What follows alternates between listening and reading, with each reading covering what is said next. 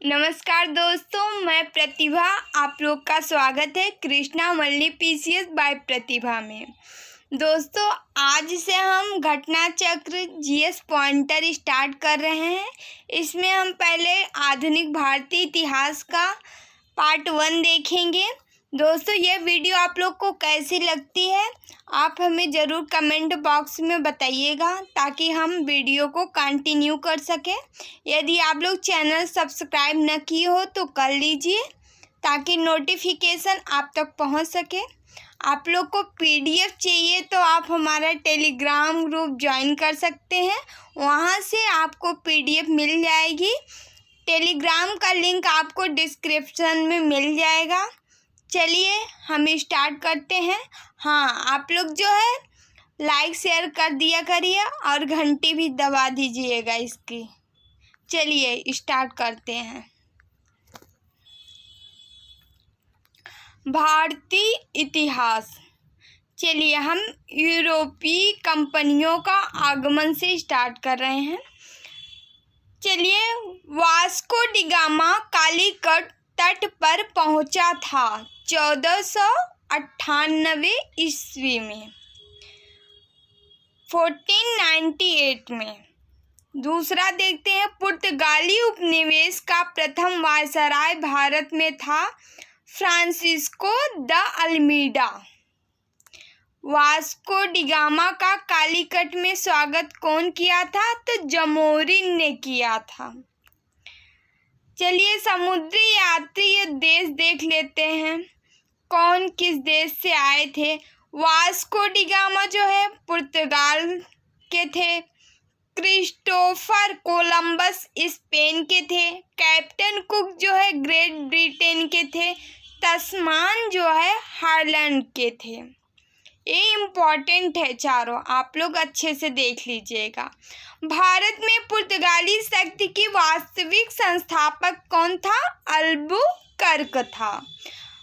पुर्तगालियों ने भारत में प्रथम दुर्ग का निर्माण किया था कोचीन में। मध्यकाल में सर्वप्रथम भारत से व्यापार संबंध स्थापित करने वाले कौन थे? पुर्तगाली थे।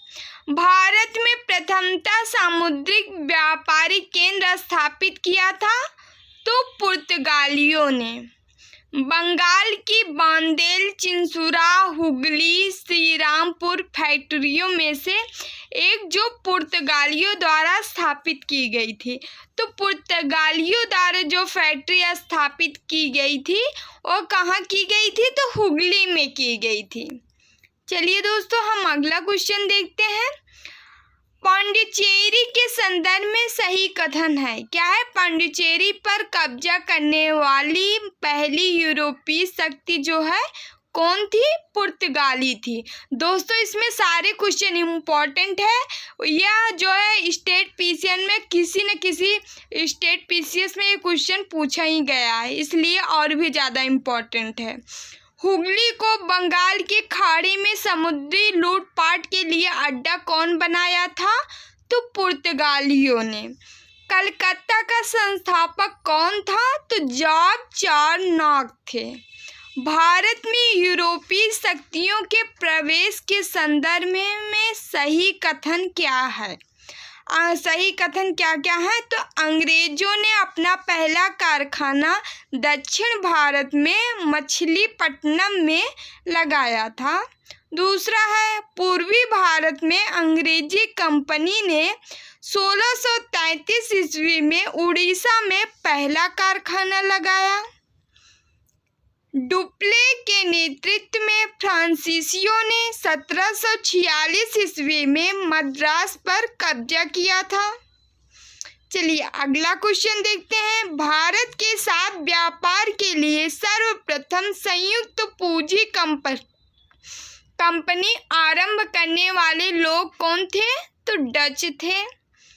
सही कथन है क्या है? डचों ने पुर्तगालियों को पराजित किया और आधुनिक कोची में उन्होंने फोर्ट विलियम्स का निर्माण किया। डचों ने पुर्तगालियों को पराजित किया और आधुनिक कोची में जो है उन्होंने फोर्ट विलियम का निर्माण किया। भारत में ईस्ट इंडिया कंपनी की सफलता का राज क्या था? भारत में राष्ट्रीय भावना की कमी थी। कंपनी की सेना को पश्चिमी प्रशिक्षण मिला था। उनके पास आधुनिक हथियार थे। भारतीय सैनिकों में राष्ट्रीय भावना का अभाव था, जिसके फलस्वरूप कोई जो उन्हें अच्छा वेतन दे अपनी सेवा में लगा सकता था। ये पूरी लाइन जो है एनसीईआरटी की है, इम्पोर्टेंट भी है। ब्रिटिश कंपनियों में से भारत में व्यापार करने का पहला अधिकार पत्र प्राप्त हुआ था लीवेंट कंपनी को।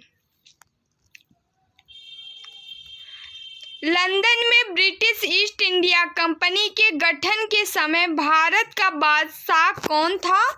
तो अकबर था। वह मुगल सम्राट जिसके शासनकाल में इंग्लिश ईस्ट इंडिया कंपनी ने भारत में सर्वप्रथम कारखाना स्थापित किया। तो किसके समय में? जहांगीर के समय में। भारत में 1613 ईस्वी में अंग्रेजों ने अपनी पहली फैक्ट्री स्थापित की थी सूरत में। वह अंग्रेज अधिकारी जिसने पुर्तगालियों को स्वाली के स्थान पर हराया था, थॉमस बेस्ट ने। यूरोपीय व्यापारिक कंपनियों में से सूरत में सर्वप्रथम अपना कारखाना स्थापित किया था तो अंग्रेजों ने। ब्रिटिश ईस्ट इंडिया कंपनी ने बम्बई लिया था पुर्तगालियों से। ईस्ट इंडिया कंपनी का गवर्नर, जिसे औरंगजेब द्वारा भारत से निष्कासित किया गया था, सर जॉन चाइल्ड को। प्रथम कर्नाटक युद्ध का तात्कालिक कारण क्या था? अंग्रेजों द्वारा फ्रांसीसी जहाजों का अधिग्रहण। कर्नाटक का युद्ध लड़ा गया था अंग्रेज व फ्रांसीसियों के मध्य। चलिए सूची 1 को सूची 2 से सम्मिलित कर लेते हैं। प्रथम कर्नाटक युद्ध में किससे संबंधित हो? एक्सला-चैपल की संधि से अंत से। द्वितीय कर्नाटक युद्ध जो है अनिर्णायक युद्ध रहा है। तृतीय कर्नाटक युद्ध जो है पेरिस की संधि से अंत से संबंधित है। प्रथम मैसूर युद्ध जो है ब्रिटिश की हार से संबंधित है। प्रथम यूरोपियन व्यक्ति जिसने भू क्षेत्र अर्जित करने के उद्देश्य से भारतीय राजाओं के झगड़ों में भाग लेने की नीति आरंभ की थी, डुप्ले ने। भारत में फ्रांसीसियों ने अपना सबसे पहला कारखाना स्थापित किया था सूरत में।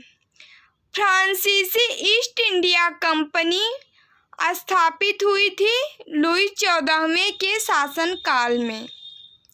भारत में फ्रांसीसी कंपनी का संस्थापक माना जाता है काल्वर्ट को। भारत में फ्रांसीसी कंपनी का संस्थापक किसे माना जाता है? तो काल्वर्ट को। बंगाल में डचों द्वारा स्थापित कारखाना था चिंसुरा में। फ्रांसीसी दक्कन में शक्ति आंदोलन स्थापित करने में असफल रहे क्योंकि अंग्रेजों की फौज जो है शक्तिशाली थी। भारत में यूरोपीय शक्तियों के आगमन का क्रम जो है पहले पुर्तगाली आए, फिर डच आए, फिर अंग्रेज आए, फिर फ्रांसीसी।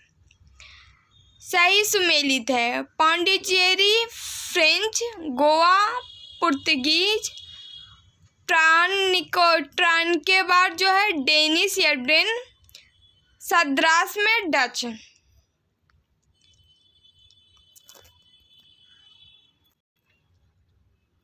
यूरोपियों में से स्वतंत्रता पूर्व भारत में व्यापारी के रूप में सबसे अंत में कौन आए थे? तो फ्रांसीसी आए थे। चलिए अगला देखते हैं, ईस्ट इंडिया कंपनी और बंगाल के नवाब। यहाँ से क्वेश्चन बनते हैं, इम्पोर्टेंट भी है टॉपिक। चलिए देखते हैं। मुगल सम्राट द्वारा नियुक्त बंगाल का अंतिम गवर्नर था मुर्शीद कुली खान था। वह युद्ध जिसने भारत में ब्रिटिश प्रभुत्व को प्रारंभ किया, प्लासी का युद्ध सिराजुद्दौला लॉर्ड क्लाइव द्वारा परास्त हुआ था। प्लासी के युद्ध में भारतवर्ष में ब्रिटिश साम्राज्य का संस्थापक था Lord Robert Clive. Albuquerque, Robert Clive, Francis Dupleix तथा लॉर्ड क्लाइव में से जिसे स्वर्ग से उत्पन्न सेना नायक कहा गया है वह है रॉबर्ट क्लाइव। प्लासी का युद्ध मैदान अवस्थित है पश्चिम बंगाल में। प्लासी का युद्ध लड़ा गया था 1757 ईस्वी में। बंगाल का नवाब जिसने अपनी राजधानी मुर्शिदाबाद से मुंगेर स्थानांतरित की, मीर कासिम ने। सबसे अधिक निर्णायक युद्ध जिसने अंग्रेजों के भारत में प्रभुत्व को संस्थापित किया, बक्सर का युद्ध था। बक्सर के युद्ध के समय दिल्ली का शासक था शाह आलम द्वितीय। बक्सर के युद्ध के समय दिल्ली का शासक था तो शाह आलम द्वितीय था। बक्सर की लड़ाई के समय बंगाल का नवाब कौन था, तो मीर जाफर था बंगाल का नवाब। इंग्लैंड की ईस्ट इंडिया कंपनी की भारत में प्रथम निर्णायक सैन्य सफलता मानी जाती है बक्सर का युद्ध।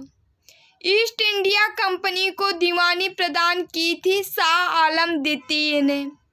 1765 ईस्वी में ईस्ट इंडिया कंपनी को बंगाल की दीवानी प्रदान की थी मुगल सम्राट ने। वह गवर्नर जिसके कार्यकाल में ईस्ट इंडिया कंपनी को शाह आलम द्वारा बंगाल, बिहार तथा उड़ीसा में दीवानी अधिकार दिए गए, लॉर्ड क्लाइव को। सम्राट शाह आलम द्वितीय ने ईस्ट इंडिया कंपनी को बंगाल, बिहार तथा उड़ीसा की दीवानी प्रदान की 12 अगस्त 1765 को। इलाहाबाद की संधि के बाद रॉबर्ट क्लाइव ने मुर्शिदाबाद का उप दीवान नियुक्त किया था मोहम्मद रजा खान को। 1765 ईस्वी में दीवानी प्रदान किए जाने के बाद ब्रिटिश सबसे पहले जिस पर्वतीय जनजाति के संपर्क में आए थे तो वह कौन थी, तो खासी थी।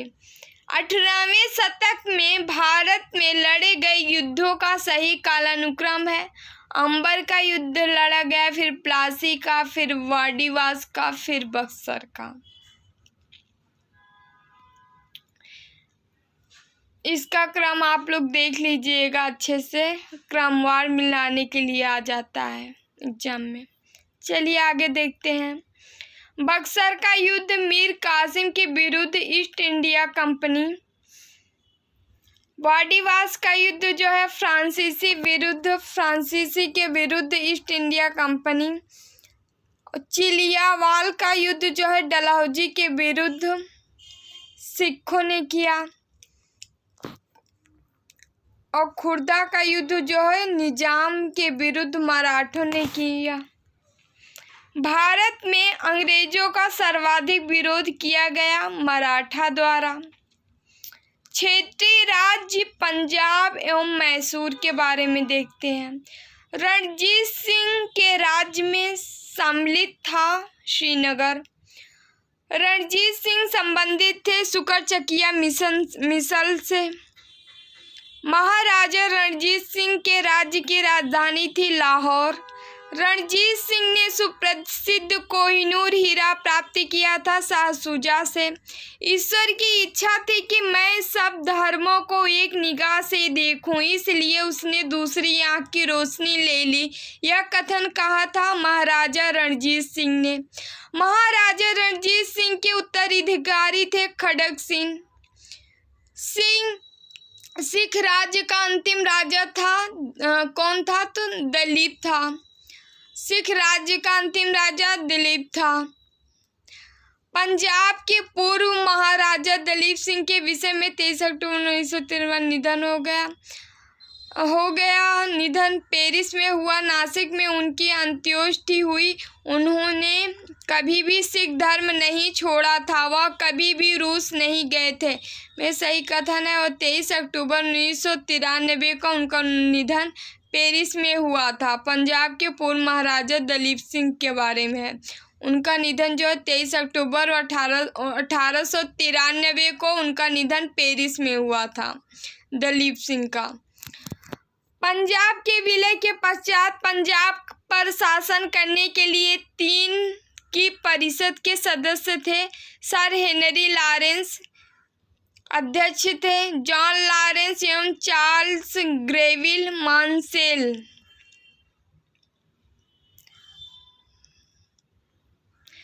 पंजाब के विलय के पश्चात पंजाब पर शासन करने के लिए 3 की परिषद के सदस्य थे। सर हेनरी लॉरेंस थे, जॉन लॉरेंस थे, चार्ल्स ग्रेविल मांसेल थे। प्रथम आंग्ल मैसूर युद्ध 1766 से 69 में विजयी हुआ हैदर अली। ब्रिटिश जनरल जिसने हैदर अली को पोर्टोनोवो के युद्ध में हराया, सर आयरकूट। टीपू सुल्तान ने अपनी राजधानी बनाई थी श्रीरंगपट्टनम में। वह भारतीय शासक जिसने विदेशों में आधुनिक पद्धति के दूतावास स्थापित किए तो टीपू सुल्तान है। टीपू सुल्तान ने ब्रिटिश सेना को 1780 में हराया था पोलीलूर में। अंग्रेजों ने श्रीरंगपट्टनम की संधि की थी टीपू सुल्तान के साथ। टीपू सुल्तान अंग्रेजों के साथ युद्ध में मारे गए 1799 ईस्वी में। सही सुमेलित है। प्रथम आंग्ल मैसूर युद्ध हैदर अली विजित हुआ था। द्वितीय आंग्ल मैसूर युद्ध निर्णायक रहा। तृतीय आंग्ल मैसूर युद्ध टीपू सुल्तान युद्ध में पराजित हुआ और अपना भूभाग अंग्रेजों को दे दिया। चतुर्थ आंग्ल मैसूर युद्ध में टीपू पराजित किया गया और युद्ध के मध्य दिवंगत हुआ। प्रथम आंग्ल मैसूर युद्ध हैदर अली विजित हुआ। ठीक है, हैदर अली की विजय हुई। उसके बाद जो है द्वितीय आंग्ल मैसूर युद्ध अनिर्णायक रहा है। तृतीय आंग्ल मैसूर युद्ध जो है टीपू सुल्तान युद्ध में पराजित हुआ और अपना भूभाग जो है अंग्रेजों को दे दिया। चतुर्थ आंग्ल मैसूर युद्ध टीपू पराजित किया गया और युद्ध के मध्य दिवंगत हो गया। ये इम्पोर्टेंट है, मिलान करने के लिए आता है, इसलिए आप लोग अच्छे देख लीजिए। चलिए अगला क्वेश्चन देखते हैं हम। बेगम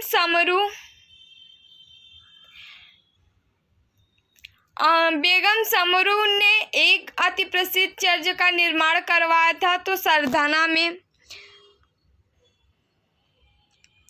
महाराजा रणजीत सिंह ने लाहौर के तोपों के निर्माण के लिए आधुनिक ढलाई खाने स्थापित किए थे। आमेर में सवाई जयसिंह ने यूक्लिड के रेखा गणित के तत्वों का संस्कृत में अनुवाद कराया। मैसूर में टीपू सुल्तान ने श्रृंगेरी मंदिर में देवी शारदा की मूर्ति के निर्माण के लिए धन दिया। ये इसमें जो है तीनों के तीनों सही हैं। आगे बढ़ते हैं। प्लासी के युद्ध में सिराजुद्दौला की पराजय के लिए मीर जाफर ने अंग्रेजों से मिलकर षड्यंत्र रचा। प्लासी के युद्ध में सिराजुद्दौला की पराजय के लिए मीर जाफर ने अंग्रेजों से मिलकर षड्यंत्र रचा। गवर्नर जनरल वायसराय से देख लेते हैं, एग्जाम में आता है, इम्पोर्टेंट टॉपिक है। चलिए, जन प्रशासन की नींव वारेन हेस्टिंग द्वारा मजबूती से रखी गई, जिस पर ऊपरी संरचना कॉर्नवालिस ने की है।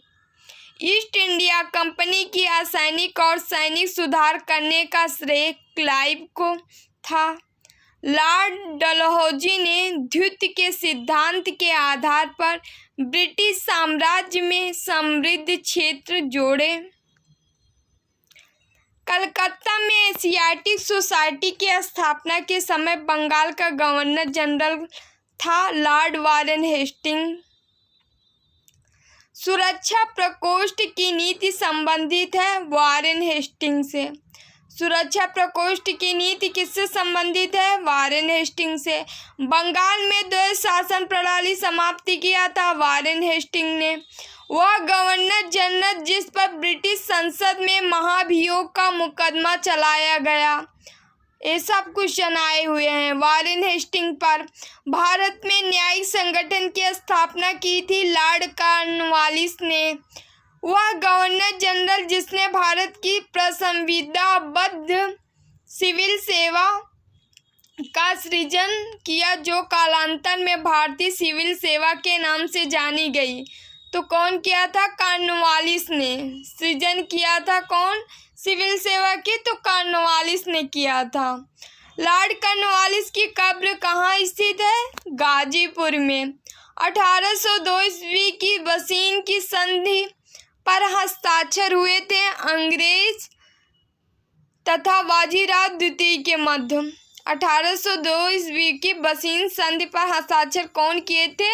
तो अंग्रेज और तथा बाजीराव द्वितीय के मध्य। अंग्रेज और बाजीराव द्वितीय, याद रखिएगा आप लोग। बसीन की संधि अंग्रेज, बाजीराव द्वितीय।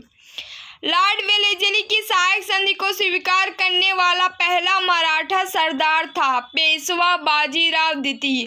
लॉर्ड वेलेस्ली की सहायक संधि स्वीकार करने वाला पहला मराठा सरदार पेशवा बाजीराव द्वितीय था। सहायक संधि को क्रियान्वित किया गया लॉर्ड वेलेस्ली के काल में।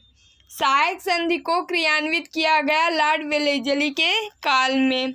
सहायक संधि व्यवस्था को स्वीकार करने वाला प्रथम भारतीय देशी शासक था हैदराबाद के निजाम। सहायक संधि व्यवस्था को स्वीकार करने वाला पहला भारतीय देशी शासक जो था वो हैदराबाद का निजाम था। हैदराबाद, मैसूर, अवध तथा सिंधिया में लॉर्ड वेलेस्ली के साथ सहायक संधि करने वाले राज्यों का सही कालानुक्रम है। पहले हैदराबाद, फिर मैसूर, फिर अवध, फिर सिंधिया। आगे देखते हैं। सहायक संधि को स्वीकार करने वाला पहला शासक था अवध का नवाब। नोट देख लेते हैं। यदि प्रश्न में वेलेस्ली की सहायक संधि को स्वीकार करने वाले प्रथम राज्य के बारे में पूछा जाए तो उत्तर जो है हैदराबाद होगा। यदि वेलेस्ली की सहायक संधि को स्वीकार करने वाले प्रथम राज्य, वेलेस्ली सहायक संधि को स्वीकार करने वाला प्रथम राज्य पूछा जाए तो हैदराबाद होगा। और सहायक संधि को स्वीकार करने वाला पहला शासक पूछा जाए तो अवध का नवाब रहा है। लेकिन अगर राज्य पूछा जाए तो हैदराबाद होगा। शासक पूछा जाए तो अवध का नवाब होगा, लेकिन यदि जो है राज्य पूछा जाए तो हैदराबाद होगा। आगे बढ़ते हैं। हैदराबाद के निजाम, इंदौर के होलकर राज्य, जोधपुर के राजपूत राज्य तथा मैसूर के शासक में से सहायक संधि स्वीकार नहीं की थी। तो कौन? इंदौर के होलकर ने। इंदौर के होलकर राज्य ने नहीं स्वीकार की थी। भारतीय राज्यों पर अंग्रेजी प्रभुत्व स्थापित करने के लिए प्रशासन में सहायक संधि प्रणाली का सूत्रपात किया लॉर्ड वेलेस्ली ने। ईस्ट इंडिया कंपनी का राजपूत राज्यों में सहायक संधि करने का मुख्य उद्देश्य था अंग्रेजों की प्रभुसत्ता स्थापित करना। उस समय जब नेपोलियन की शक्ति के सामने यूरोप में साम्राज्य धराशायी हो रहे थे, तत्कालीन समय में वह ब्रिटिश गवर्नर जनरल जिसने भारत में ब्रिटिश पताका फहराए रखी, लॉर्ड वेलेस्ली ने आंग्ल नेपाल युद्ध जिसके शासन काल में हुआ था वह है लॉर्ड वेलेस्ली। हेक्टर मुनरो किससे संबंधित है? बक्सर के युद्ध से। लॉर्ड हेस्टिंग जो है आंग्ल नेपाल युद्ध से संबंधित है। हेक्टर मुनरो बक्सर का युद्ध, आप लोग 2-3 बार इसको पढ़ेंगे ना तो याद हो जाएगा। हेक्टर मुनरो और इम्पोर्टेंट भी है, पढ़ना ही पढ़ना है। हेक्टर मुनरो बक्सर का युद्ध, हेक्टर मुनरो बक्सर का युद्ध। लॉर्ड हेस्टिंग जो है आंग्ल नेपाल युद्ध, लॉर्ड हेस्टिंग आंग्ल नेपाल युद्ध। लॉर्ड वेलेस्ली जो है चतुर्थ आंग्ल मैसूर युद्ध, लॉर्ड वेलेस्ली चतुर्थ आंग्ल मैसूर युद्ध। लॉर्ड कॉर्नवालिस जो है तृतीय आंग्ल मैसूर युद्ध, लॉर्ड कॉर्नवालिस तृतीय आंग्ल मैसूर युद्ध। ऐसे आप लोग पढ़िएगा 2-3 बार तो याद हो जाएगी। तृतीय आंग्ल मराठा युद्ध संबंधित है लॉर्ड हेस्टिंग से। ये पीडीएफ भी हम आप लोग को दे देंगे और इसमें हाईलाइट भी लगे हुए हैं, आप लोग आराम से पढ़ सकते हैं, दिक्कत नहीं होगी पढ़ने में। चलिए, तृतीय आंग्ल मराठा युद्ध संबंधित है लॉर्ड हेस्टिंग से। सर थॉमस मुनरो मद्रास के गवर्नर रहे 1820 से 1827 ईस्वी तक। तथा कथित कुशासन के आधार पर जिस गवर्नर जनरल ने मैसूर राज्य के प्रशासन को ले लिया था वह था लॉर्ड विलियम बेंटिंग।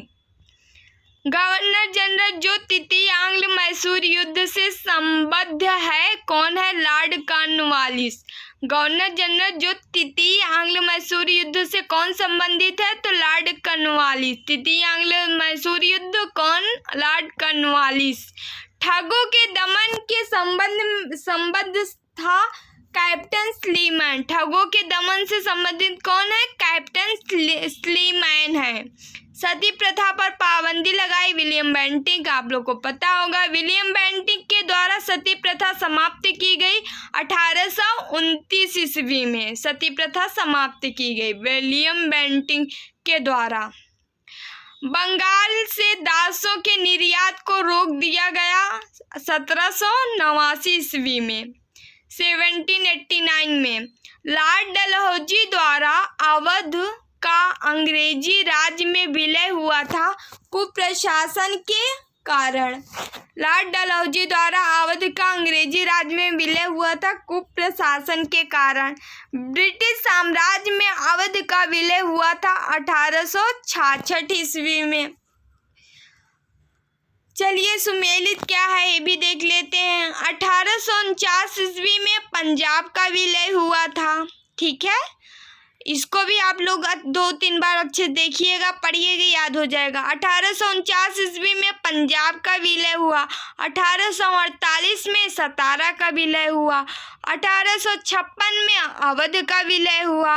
1855 में करौली का विलय हुआ। 1849 में पंजाब का विलय। 1848 में सतारा का विलय। 1856 में अवध का विलय। 1855 में करौली का विलय। ठीक है, आप लोग इसी तरह इसको 2 बार पढ़िएगा। वह गवर्नर जनरल जिसने विलय की नीति को नियोजित एवं क्रियान्वित की, डलहौजी ने। आगे बढ़ते हैं। भारत में ब्रिटिश शासन के दौरान झांसी, संबलपुर तथा सतारा राज्यों के विलय का सही क्रम है। सतारा, संबलपुर, झांसी। ठीक है, अंग्रेजों द्वारा, ये सब जाके आप सन देखिएगा आप लोग, और सन देख के याद करिएगा, कुछ आप लोग भी करिए। अंग्रेजों द्वारा सिंध विजय संपन्न हुए तो लॉर्ड एलनबरो के समय। अंग्रेजों द्वारा सिंध पर विजय कब संपन्न हुआ? तो लॉर्ड एलनबरो के समय। सिंध पर ब्रिटिश ने कब्जा किया था 1843 ईस्वी में। ठीक है, जब अवध का ब्रिटिश साम्राज्य में विलय हुआ तो उस समय अवध का ब्रिटिश रेजिडेंट कौन था? तो जेम्स आउट्रम था। जेम्स आउट्रम था। भारत में प्रथम रेलवे लाइन जिस ब्रिटिश गवर्नर के समय बिछाई थी, सबको पता है, डलहौजी थे। भारत में प्रथम रेल लाइन का निर्माण बम्बई और थाने के मध्य भारत में पहली रेलवे लाइन शुरू की गई 1853 में। वह कंपनी जिसने सर्वप्रथम भारत में रेल यात्रा प्रारंभ की तो great Indian peninsula railway, great Indian peninsula railway. British भारतीय राज्य क्षेत्र का अंतिम प्रमुख विस्तार हुआ डलहौजी के समय में। ब्रिटिश भारतीय राज्य क्षेत्र में अंतिम प्रमुख विस्तार हुआ था डलहौजी के समय में। पब्लिक वर्क्स डिपार्टमेंट को 1845 से 1855 ईस्वी के दौरान यह स्वरूप देने वाले थे Lord Dalhousie. Public works department को 1845 से 1855 ईस्वी के दौरान स्वरूप देने वाले कौन थे? लॉर्ड डलहौजी थे। विधवा पुनर्विवाह अधिनियम क्रियान्वित किया गया लॉर्ड कैनिंग के शासनकाल में। विधवा पुनर्विवाह अधिनियम से संबंधित कौन है? तो लॉर्ड कैनिंग है। इन्हीं के शासनकाल में क्रियान्वित किया गया। 1 नवंबर 1858 को महारानी विक्टोरिया का घोषणा पत्र इलाहाबाद में पढ़कर सुनाया था, तो लॉर्ड कैनिंग ने। भारत का प्रथम वायसराय कौन था? लॉर्ड कैनिंग था। दोस्तों ये सारे क्वेश्चन इंपॉर्टेंट है, सब जितने क्वेश्चन बता रहे हैं सब लोग सारे के सारे क्वेश्चन आप लोग पढ़ लीजिए, रट लीजिए, बैठा लीजिए माइंड में, क्योंकि यहीं से क्वेश्चन बनता है, यही बार बार पूछे जाते हैं। अपने पुत्र के स्थान पर दूसरे उत्तराधिकारी को गोद लेने का अधिकार पुनः स्थापित किया गया। 1858 ईस्वी की साम्राज्ञी की घोषणा ने महारानी विक्टोरिया को भारत की सम्राज्ञी नियुक्त किया गया। 1858 ईस्वी में वह गवर्नर जनरल जिसने भारत में दास प्रथा को समाप्त किया, लॉर्ड एलनबरो।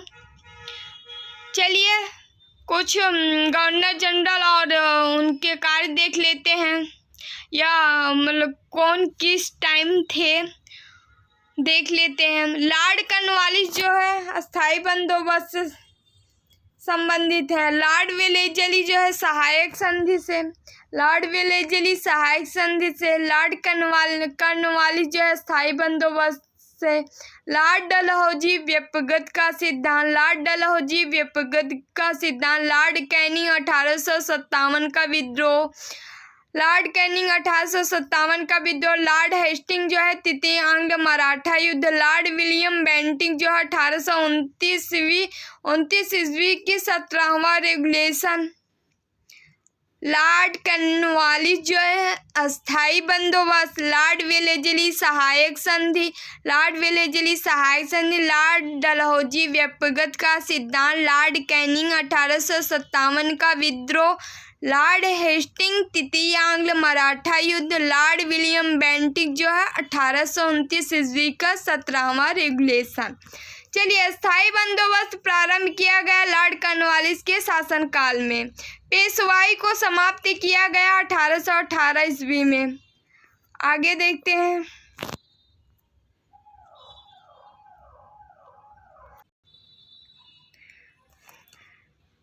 सही सुमेलित क्या है देख लेते हैं। सर जॉन शो निष्क्रियता।